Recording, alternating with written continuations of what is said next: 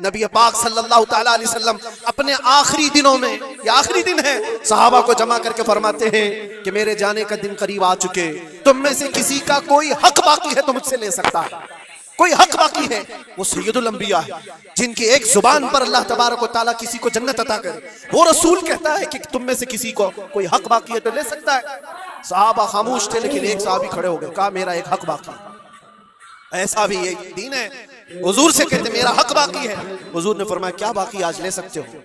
انہوں نے کہا پیسہ نہیں، دولت نہیں۔ ایک بار یاد ہے جنگ میں جانے کے وقت آپ صفیں درست کر رہے تھے، صفیں درست کرتے ہوئے میں تھوڑا صف سے آگے آ گیا تھا اور آپ کے ہاتھ میں چھڑی تھی اور آپ نے مجھے چھڑی سے مارا تھا اور میں آج وہ بدلہ لینا چاہتا ہوں۔ اللہ اکبر، رونگٹے کھڑے ہو جاتے ہیں سن کر۔ انہوں نے جیسے ہی کہا صحابہ کی گردنیں تن گئی، کہا کون ہے جو سید الانبیاء سے بدلے کی بات کرتا ہے؟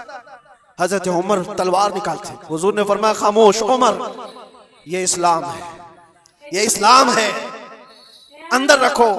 اور صحابی سے کہا اجازت ہے، تم بدلہ لے سکتے ہو۔ حضور پاک صلی اللہ تعالیٰ علیہ وسلم کھڑے ہو گئے، وہ صحابی آگے آئے اور کہا کہ میں بدلہ اس صورت میں لوں گا کہ جس وقت آپ نے مجھے مارا تھا اس وقت میرے بدن پر کوئی کپڑا نہیں تھا، میں صرف لنگی پہنا ہوا تھا، تہبند تھی، اوپر کا جسم میرا کھلا ہوا تھا، میرے جسم پر کوئی لباس نہیں تھا، اوپر صرف تہبند پہنا ہوا تھا۔ میں چاہتا ہوں کہ آپ بھی صرف تہبند پر ہو، آپ کا جبہ نکال دیجیے۔ آپ حضور پاک صلی اللہ علیہ وسلم نے کوئی تاخیر نہیں فرمائی، فوراً اپنا جبہ اتار دیا۔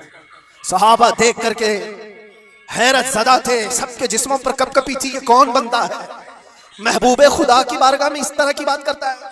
اللہ تبارک و تعالیٰ جس کے لیے حکم فرمائے، جبرائیل جس کے قدموں کا بوسہ لے، آج وہ سید الانبیاء کے سامنے بدلے کی بات کر رہے ہیں۔ سب حیرت زدہ تھے، لیکن فرمان تھا مصطفیٰ کا، کسی نے کچھ نہیں کہا۔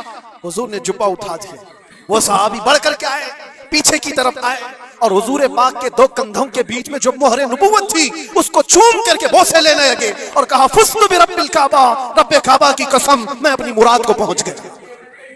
کہا بس یہ بدلہ لینا تھا کہ حضور پاک صلی اللہ علیہ وسلم کے دونوں کندھوں کے بیچ میں مہر نبوت تھی جو سورج سے زیادہ چمکتی تھی۔ وہ صحابی کہتے ہیں مہینوں سے، سالوں سے مجھے اس کا انتظار تھا کہ ایک بار مہر نبوت دیکھ لوں، میں نے یہ راستہ اختیار کیا صرف مہر نبوت کو چومنے کی۔